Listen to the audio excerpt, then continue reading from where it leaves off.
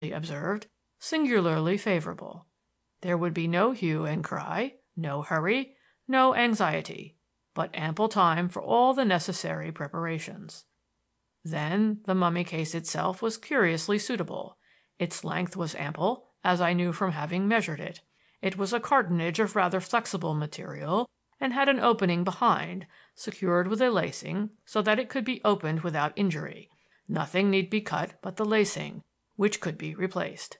A little damage might be done in extracting the mummy and in introducing the deceased, but such cracks as might occur would be of no importance, for here again fortune favored me. The whole of the back of the mummy case was coated with bitumen, and it would be easy, when once the deceased was safely inside, to apply a fresh coat, which would cover up not only the cracks, but also the new lacing. After careful consideration, I decided to adopt the plan. I went downstairs and sent the caretaker on an errand to the law courts. Then I returned and carried the deceased up to one of the third-floor rooms, where I removed his clothes and laid him out on a long packing case in the position in which he would lie in the mummy case. I folded his clothes neatly and packed them, with the exception of his boots, in a suitcase that he had been taking to Paris, and which contained nothing but his nightclothes, toilet articles, and a change of linen. By the time I had done this, and thoroughly washed the oilcloth on the stairs and landing, the caretaker had returned. I informed him that Mr. Bellingham had started for Paris, and then I went home. The upper part of the house was, of course, secured by the Chubb lock, but I had also, ex abundantia cautelae, locked the door of the room in which I had deposited the deceased. I had, of course, some knowledge of the methods of embalming, but principally of those employed by the ancients. Hence, on the following day, I went to the British Museum library and consulted the most recent works on the subject, and exceedingly interesting they were, as showing the remarkable improvements that modern knowledge has effected in this ancient art. I need not trouble you with details that are familiar to you. The process that I selected as the simplest for a beginner was that of formalin injection, and I went straight from the museum to purchase the necessary materials.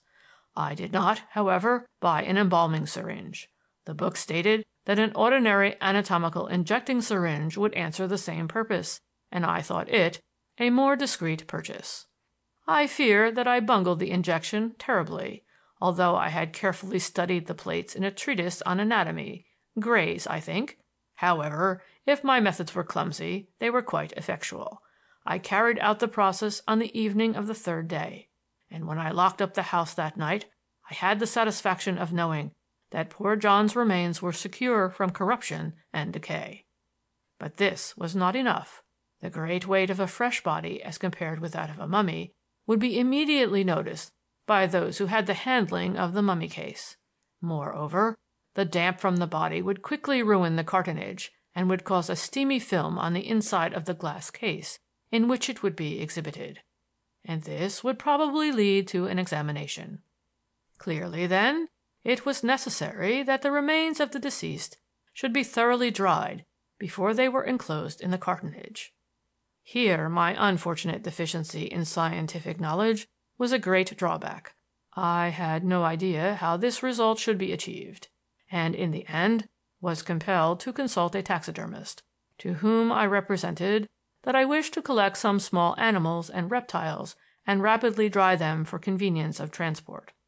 By this person I was advised to immerse the dead animals in a jar of methylated spirit for a week, and then expose them in a current of warm, dry air.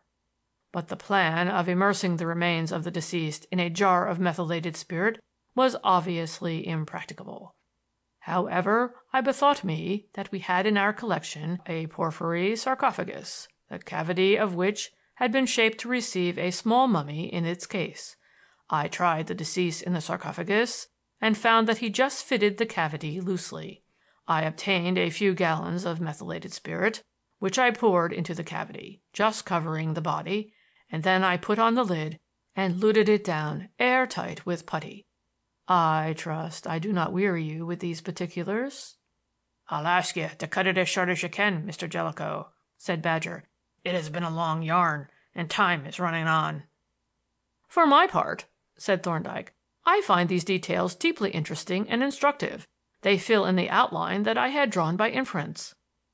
"Precisely," said Mr. Jellicoe. "Then I will proceed.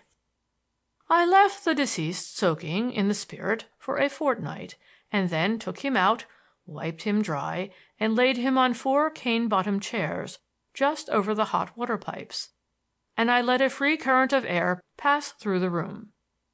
The result interested me exceedingly. By the end of the 3rd day, the hands and feet had become quite dry and shriveled and horny, so that the ring actually dropped off the shrunken finger, the nose looked like a fold of parchment, and the skin of the body was so dry and smooth that you could have engrossed a lease on it. For the first day or 2, I turned the deceased at intervals, so that he should dry evenly, and then I proceeded to get the case ready.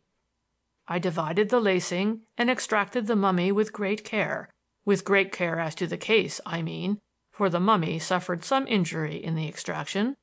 It was very badly embalmed, and so brittle that it broke in several places while I was getting it out, and when I unrolled it, the head separated and both the arms came off. On the 6th day after the removal from the sarcophagus, I took the bandages that I had removed from Sepik-Hotep and very carefully wrapped the deceased in them, sprinkling powdered myrrh and gum benzoin freely on the body and between the folds of the wrappings to disguise the faint odor of the spirit and the formalin that still lingered about the body. When the wrappings had been applied, the deceased really had a most workmanlike appearance. He would have looked quite well in a glass case, even without the cartonnage, and I felt almost regretful at having to put him out of sight forever. It was a difficult business, getting him back into the case without assistance, and I cracked the cartonnage badly in several places before he was safely enclosed. But I got him in at last, and then, when I had closed up the case with a new lacing, I applied a fresh layer of bitumen, which effectually covered up the cracks and the new cord. A dusty cloth dabbed over the bitumen when it was dry disguised its newness, and the cartonnage with its tenant was ready for delivery. I notified Dr. Norbury of the fact, and 5 days later he came and removed it to the museum.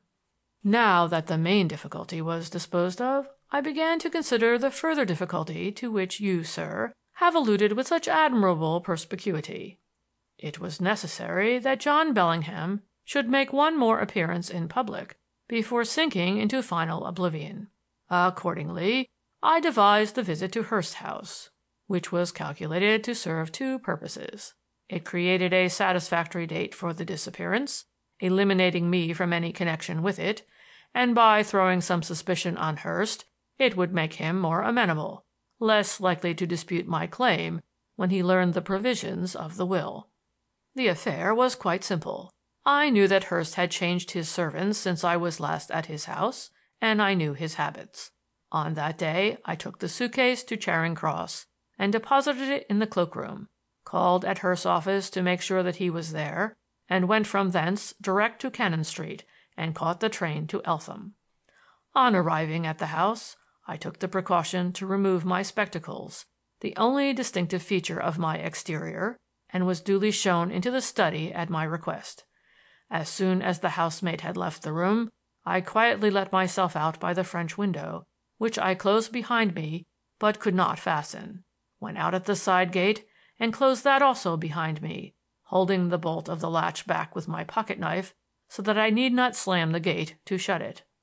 The other events of that day, including the dropping of the scarab, I need not describe, as they are known to you, but I may fitly make a few remarks on the unfortunate tactical error into which I fell in respect of the bones. That error arose, as you have doubtless perceived, from the lawyer's incurable habit of underestimating the scientific expert. I had no idea mere bones were capable of furnishing so much information to a man of science. The way in which the affair came about was this. The damaged mummy of Sepik-Hotep, perishing gradually by exposure to the air, was not only an eyesore to me, it was a definite danger. It was the only remaining link between me and the disappearance. I resolved to be rid of it, and cast about for some means of destroying it. And then